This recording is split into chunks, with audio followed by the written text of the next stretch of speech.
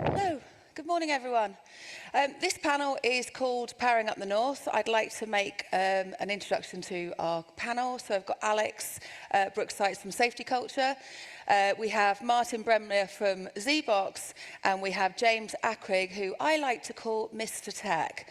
Do you want to say a little bit about yourselves really quickly first? Yeah, for sure. Thanks, Naomi. So really nice to meet everyone. How amazing is this? Thanks, Pro Manchester, for obviously putting this on. My name's Alex.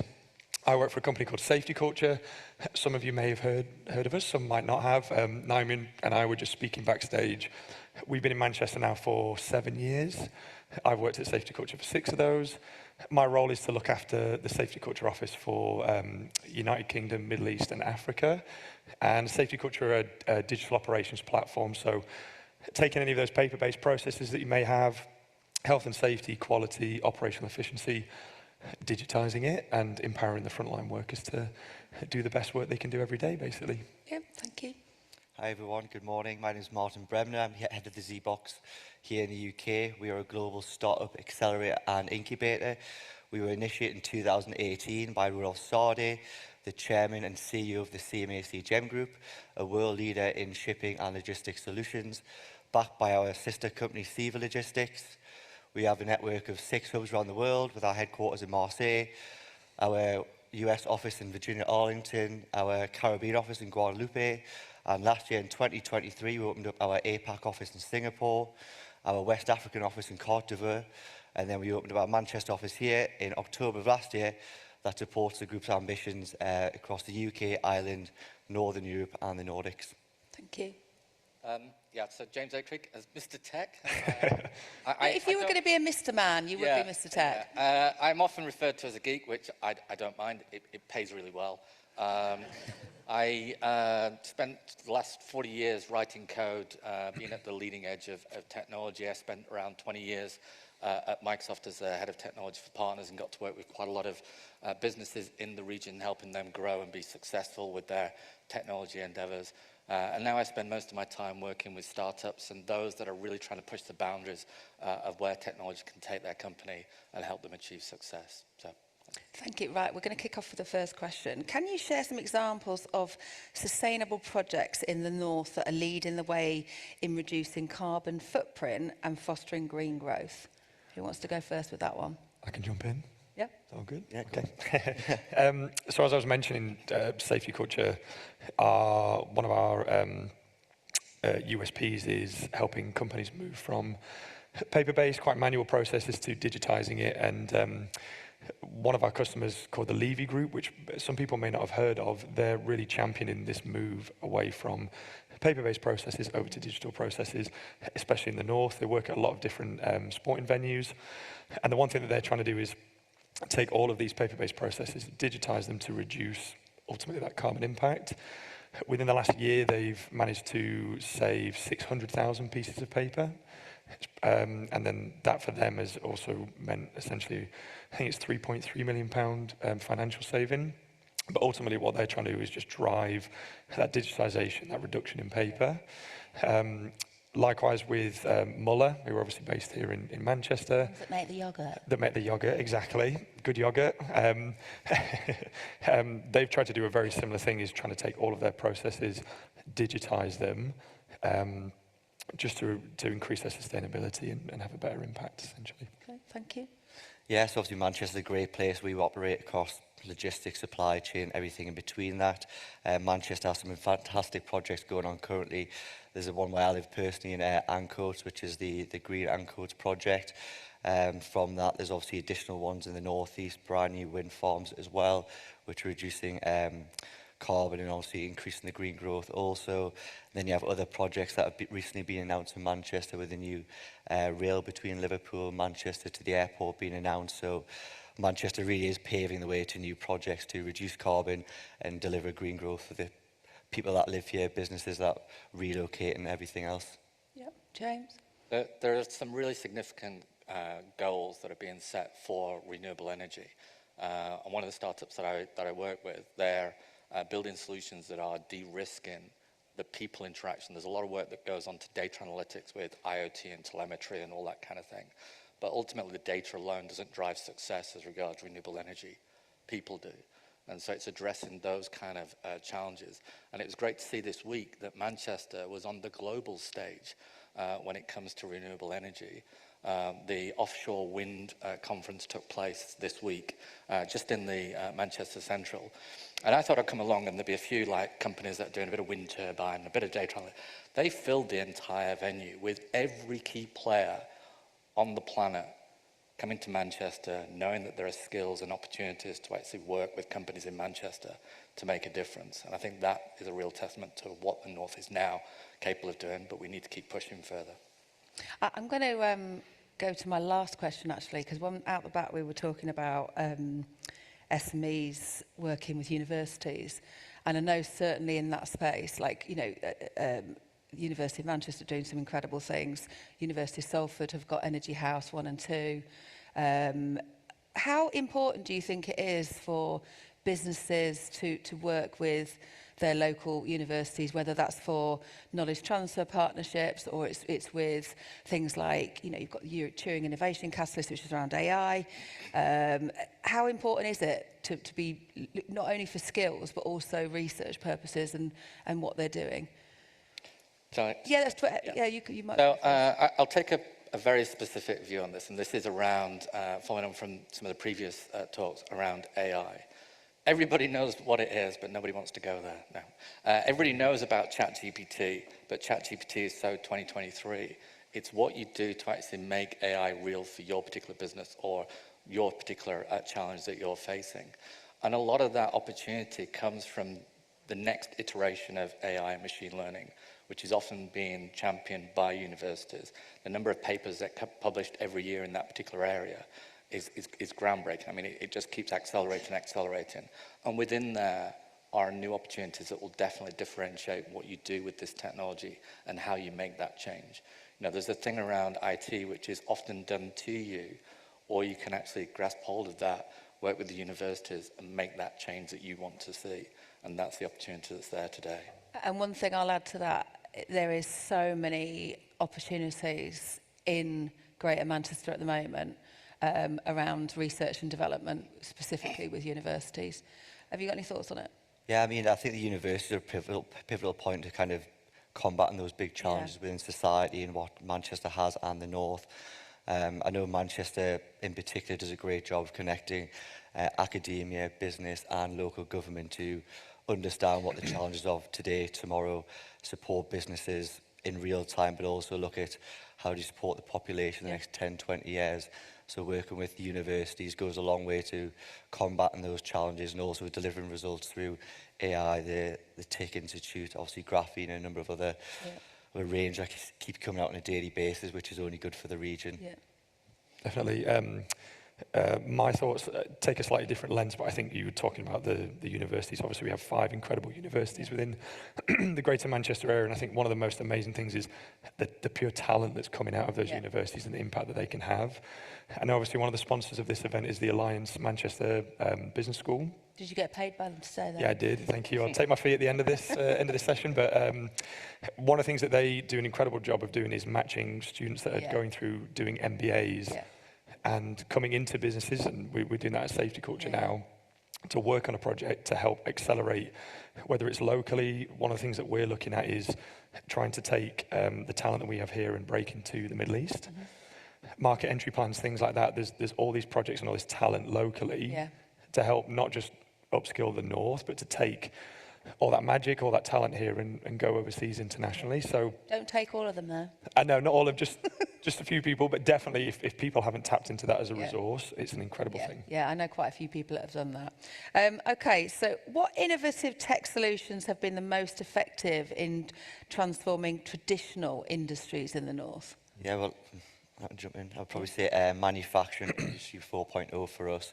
We work with a lot of companies on IoT, obviously AI and machine learning is a big one these days through to robotics and a lot of stuff in 3D additive manufacturing, using additive manufacturing to reduce downtime, obviously make it more precision based as well, reduce the amount of waste from materials that we are using. So I definitely think manufacturing industry 4.0 are doing a lot to affect the manufacturing space in Manchester and across the North and the UK as a whole, really. Yeah.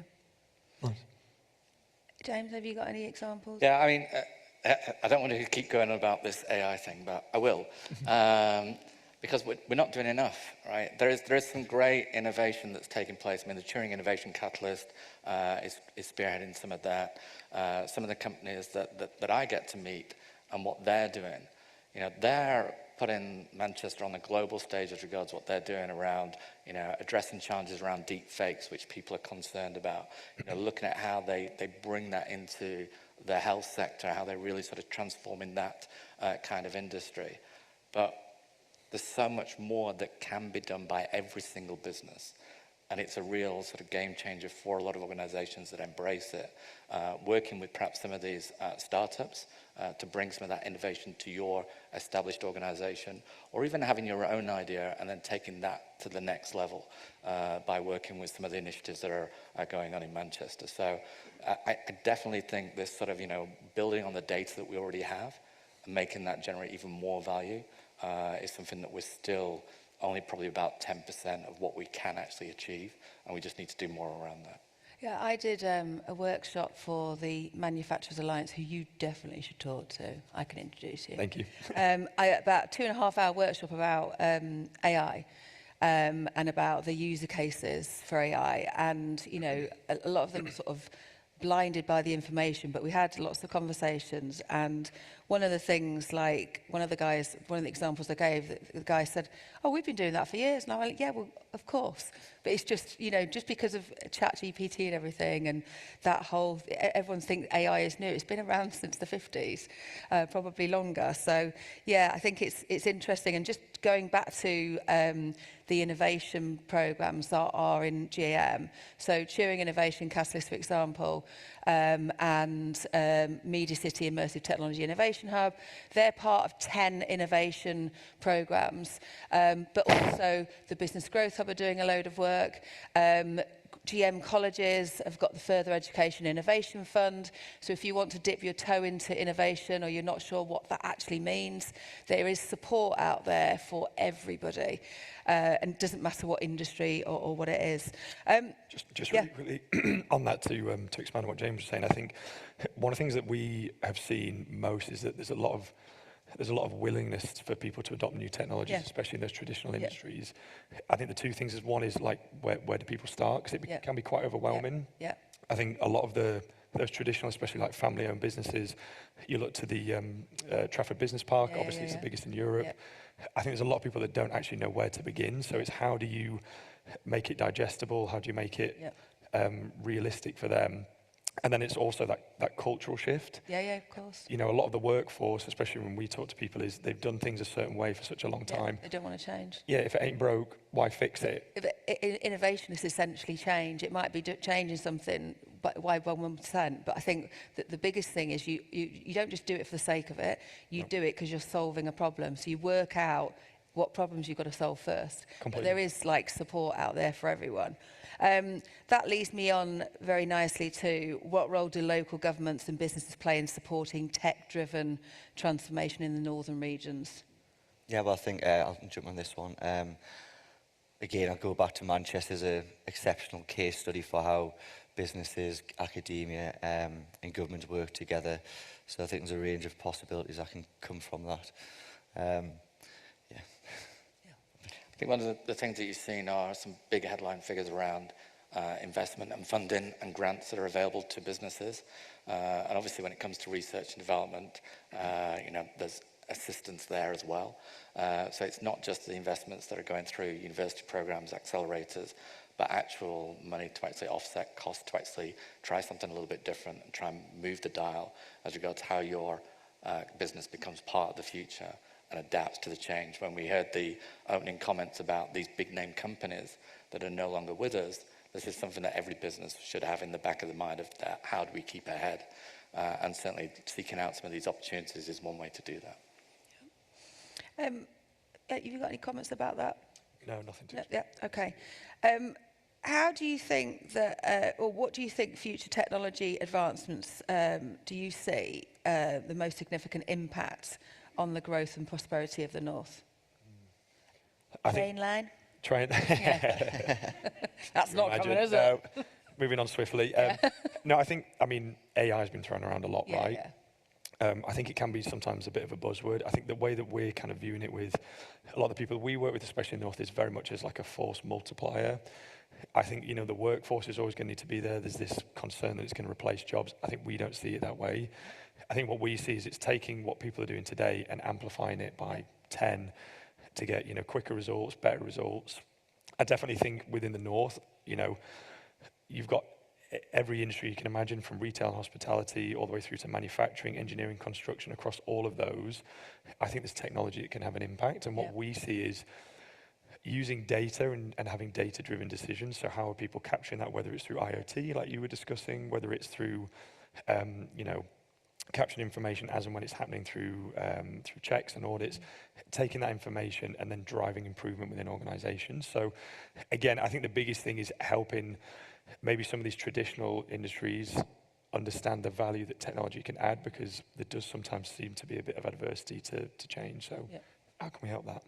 I think obviously AR, VR will be a big indicator for kind of the skills and education workplace, how we deliver workplace development, skills as well in real time, whether that be through the AR, VR, augmented reality side of things.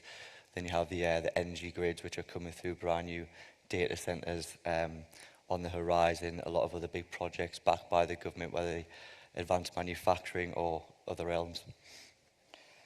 We spoke about it a few times, and well, let me put it a different way. I started out as a software developer. I used to be a software developer. I'm okay now. But I still write code every single day. And the thing is that quite often we know the world is powered by software, and there's still a gap between the skills, even though there's some great initiatives in Manchester that are trying to level up the skills that we have as regards software developers. But what we're seeing as we move beyond the ChatGPT era and look at almost like digital workers or digital assistants that can help us, we're seeing areas where you can actually use natural language that behind the scenes, the machines will generate the code that performs the function that you want to achieve, which previously would have been a big software development project that you need a team of developers for. Now, this doesn't diminish the value that software developers have, because ultimately you still need to ensure reliability, security, all the other critical things. And some of the more leading edge opportunities will require very specific skills. But there's a whole sort of void of opportunity that hasn't been filled before that is now possible. And so, working with some of the companies around, coming to more of these events and speaking to other people about what they're doing, what they're finding to be successful, and taking some of that on board and bringing some of that into your organizations are going to be really, really critical.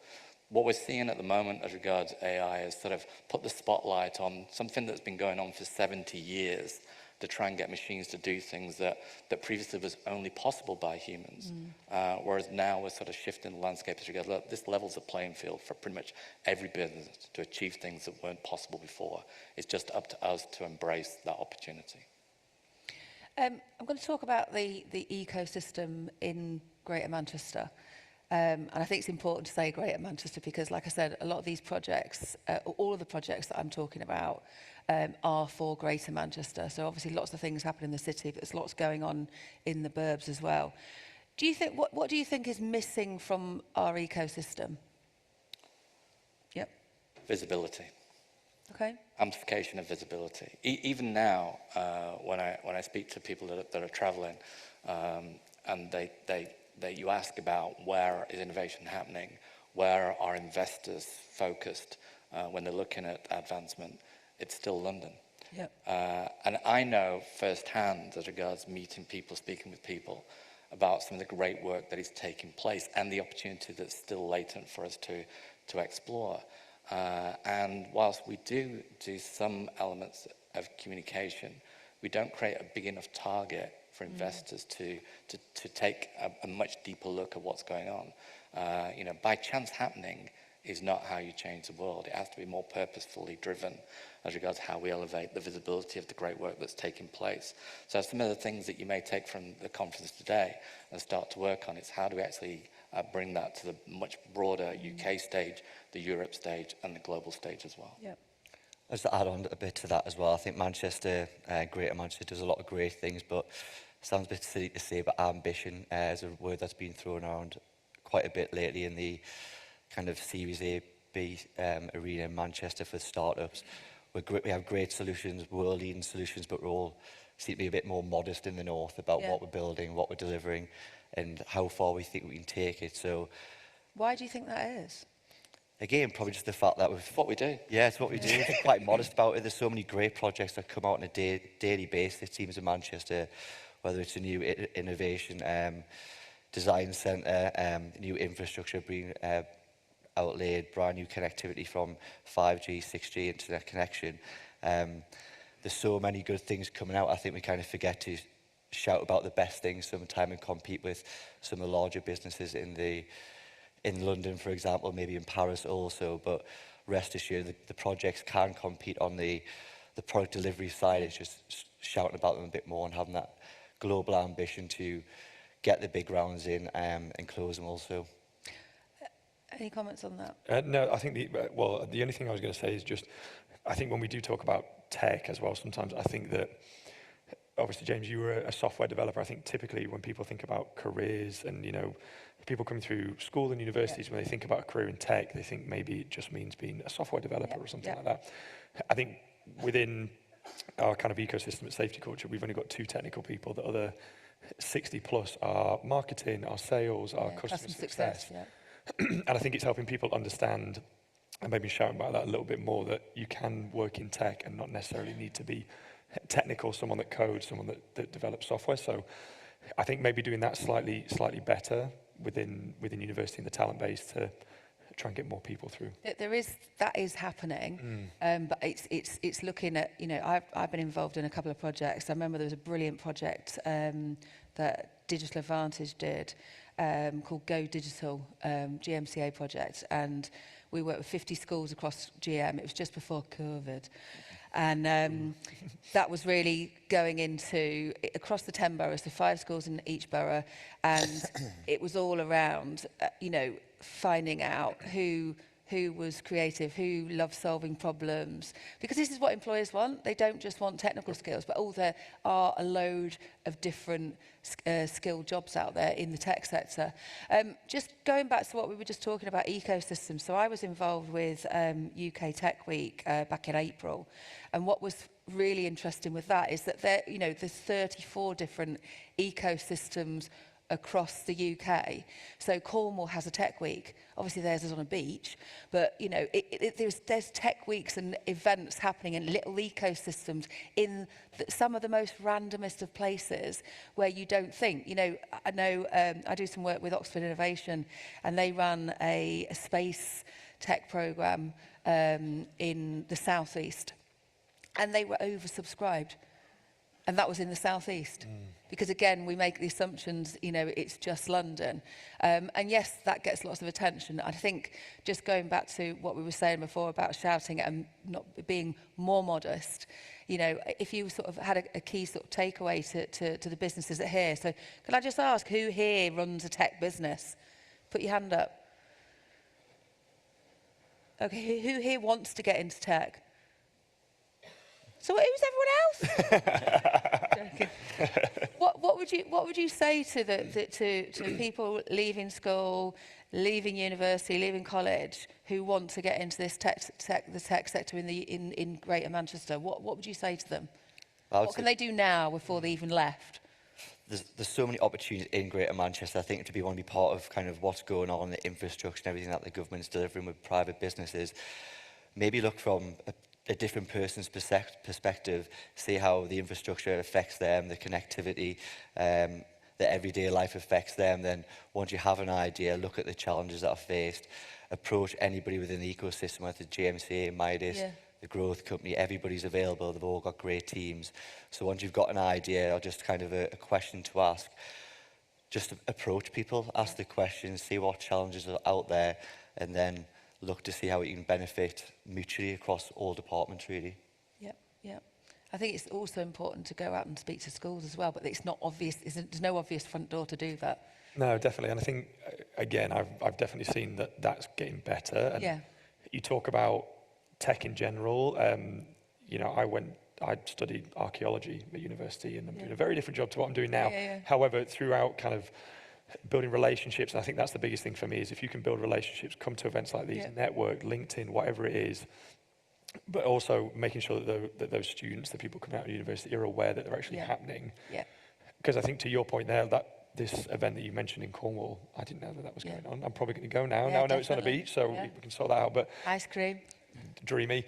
I think that one of the things that we need to do a better job of doing is just helping them understand that there are these opportunities, and that the relationships that you can build, and that could open a door, maybe not today, but it could be 6 months, a year's time. Do you know that the really annoying thing is I know that every university in GM that we have do lots of enrichment around getting people to come in. And obviously you've got lots of societies and things like that. Sometimes students don't engage. Right? And that's the really sad thing, because actually if they did, you'd find it a lot easier to get work when they leave. And it's about building up those networks before, but also making sure that the tech sector takes some responsibility for the skill shortage as well as government, obviously. The only thing I was going to add to this particular bit here is we always use the word tech, which is quite a harsh term, and it generally conjures up the geek in the dark room, coding or hacking or whatever, the very, very technical stuff. And what's needed is more holistic digital approach. The digital sector more broadly has got so much opportunity. You know, you look at what's going on as regards media and film in Manchester and how that's been transformed by digital. We know about the immersive sector. We know all about the kind of data aspect. And what I found interesting, particularly from the school kind of engagement, is they start to teach about zeros and ones, but not about the outcomes that a digital skill set can actually enable. You know, trying to find skilled product managers, marketeers that understand digital well enough to have an impact in the market or to have an impact in companies, it's quite challenging. Developers, you can go to a recruiter or an agency and get one tomorrow. But these other sort of skills that are part of the ecosystem that's around that, they're a little bit more challenging and need to be nurtured from within, or start at the very early sort of stages regards encouraging that through schools. And speaking to some of the advisory boards for schools, I know some of the teachers are trying to change that, but it takes a long time with the current education system to make those changes. So it's more around, well, are there things that we can do now that softens that and makes that a little bit easier to approach, and that the access to this digital world is more open for people to become a part of. Right, I've got one more question, and we've got 2 minutes, 22 seconds to answer it. So just really quickly, if you had a limitless pot of money, what would you do to change things? Free chips. No, I said that earlier. Actually, do you know what? Microchips and gravy, that'd be nice. I think if you had an unlimited amount of money, I think it's really around enabling people to not fear change. Okay. Yeah, I would say probably invest it in the younger generation. Again, go back into the schools, starting from the grassroots. And we have the infrastructure in Manchester now, so the next generation is kind of the whole reason it's been set up for the past 2 decades, to see how it can really propel from there on out. Yeah. Big question. I like this. I think for me, what I was touching upon earlier with these more like traditional, long-standing businesses within Manchester that have maybe grown and not necessarily move with the times technology-wise, I'd love for there to be some sort of way where all the great minds are involved in, whether it's Midas or Pro Manchester or Manchester Digital, can come together and think of a way to, if you're an organisation that's in manufacturing, or you're someone that's in retail and hospitality, all of the kind of power that we have here digitally, is there a way that we can go to them and say, look, they're all enabled by digital. Completely. If you were to adopt these technologies, and maybe there's no cost associated, because we can help cover part of that. This is the potential upside. This is the impact they can have on your business. I think that'd be really good. Yeah. Okay. Thank you, James. Thank you. Thank you, Martin. Thank you, Alex. I've just got one thing that I'd like to say. So I'm working with Oxford Innovation and Media City Immersive Technology Innovation Hub, which is a right gobful. And we are looking for industry challenges that could potentially be solved with immersive technology. So if anyone has any challenges, please hit me up. How can people get in touch with you? Are you on LinkedIn? LinkedIn or swing by the office. Yep. Vice versa, LinkedIn, swing by the office. Yeah. Hello. Everyone's going to come around the office Yeah. now. Fine. Yeah. LinkedIn or any of the cafes that have got really good internet connectivity is where you'll find it. Thank you very much. Thank you for listening. Okay, thank you. Thank you to our wonderful panel. Who better to chair a Powering Up North panel than a proper northern lass like Naomi Timperley? Thank you so much.